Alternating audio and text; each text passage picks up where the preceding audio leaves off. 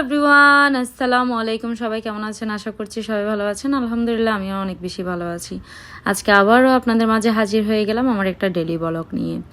আজকে আমি এখানে কেটে নিলাম ঢেঁড়স, পেঁয়াজ, কাঁচামরিচ, সেই সাথে এখানে দেখিয়ে দিচ্ছি। আমি সেদিন বাজারে গিয়েছিলাম, এখানে দেখি কিছু কচি কচি দেশি ঢেঁড়স বিক্রি করতেছিল। সো আমি একদম বেশি করে নিয়ে আসছি, কারণ হচ্ছে এই দেশি ঢেঁড়সগুলো একদমই পাওয়া যায় না, হাইব্রিডগুলো পাওয়া যায়, দেশিগুলো পাওয়া যায় না।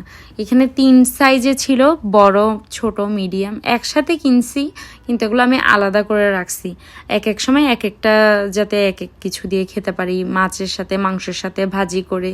একটু রোদে দিছি, এগুলো শুকায় হচ্ছে ফ্রিজে রেখে দিব, যাতে বেশি দিন একটু ভালো থাকে, অ্যাটলিস্ট 3-4 দিন যাতে ভালো থাকে। এখানে হাতের থেকে ছুরিটা পড়ে গেছে, এটাও দেখাচ্ছিলাম। তো এটা হচ্ছে আমার কিচেনটা দেখার রিজন হচ্ছে আমি বাসাটা চেঞ্জ করতেছি। এই বাসায় আমি অনেক দিন ছিলাম, এই জন্য হচ্ছে একটা ভিডিওর মাধ্যমে স্মৃতি রেখে দিলাম। আসলে যেখানেই থাকি না কেন, এক জায়গায় অনেক দিন থাকলে জায়গাটার প্রতি একটা মায়া বসে যায়। সো এই কিচেনটা কিন্তু অনেক সুন্দর আমার কাছে এই বাসাটা আমি যেদিন প্রথম দিন দেখতে আসছিলাম, বাসাটা নিয়ে নিছি আমি জাস্ট কিচেনটা দেখে। কিচেনের টাইলসগুলো, ব্ল্যাক কালার টাইলসগুলো বা কিচেনের স্টাইলটা আমার অনেক বেশি পছন্দ হয়েছিল।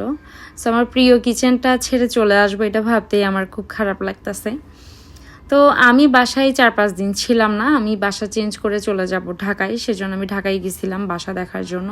এখানে গ্যাসের লাইন টাইন সব খুলে দিয়ে গেছিলাম। তো এসেই রান্না করতেছি, গ্যাসের লাইনটা লাগিয়ে নিলাম।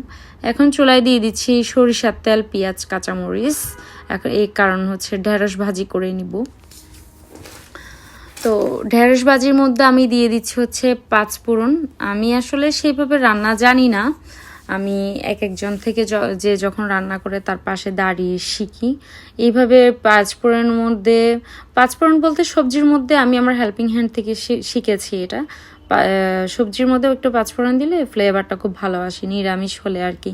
এখানে দেখতে পাচ্ছেন তো আমার ধনিয়া পাতাটাও পচে গেছে, কারণ তো আমি কয়েকদিন বাসায় ছিলাম না, সেজন্য এগুলো ফ্রিজে ছিল। তো এই ঢেঁড়স ভাজির মধ্যে আমি আবার 3টা হচ্ছে ডিম দিয়ে দিছি। ঢেঁড়স ভাজির মধ্যে ডিম এইভাবে দিয়ে হয়তো আপনারা কেউ খান না, কিন্তু আমি দেওয়ার রিজন হচ্ছে আমরা যারা ডায়েট করি, আমাদের পুষ্টির একটু অভাব থাকে, শরীরটা দুর্বল থাকে, ডিম খেতে হয় ডেলি 2-3টা। আমি কিন্তু সিদ্ধ ডিম খেতে পারি না, চাইলে আমি ডিমটা এখানে সিদ্ধও করে নিতে পারতাম, বা আলাদা তেল, পেঁয়াজ, কাঁচামরিচ দিয়ে হচ্ছে আমি ভেজে নিতে পারতাম বা পোস্ট করে নিতে পারতাম। সো আমি কোনোভাবে চাই না এক্সট্রা তেল দিয়ে ভেজে আবার এক্সট্রা তেলটা বাড়ুক, তেলটা তো আমার পেটেই যাবে লিটারালি। সো সেই জন্য আমি এইভাবে করে নিলাম, যতটুকু পারা যায়। তেল, মরিচ, মশলা একটু কম খাওয়ার জন্য ট্রাই করি।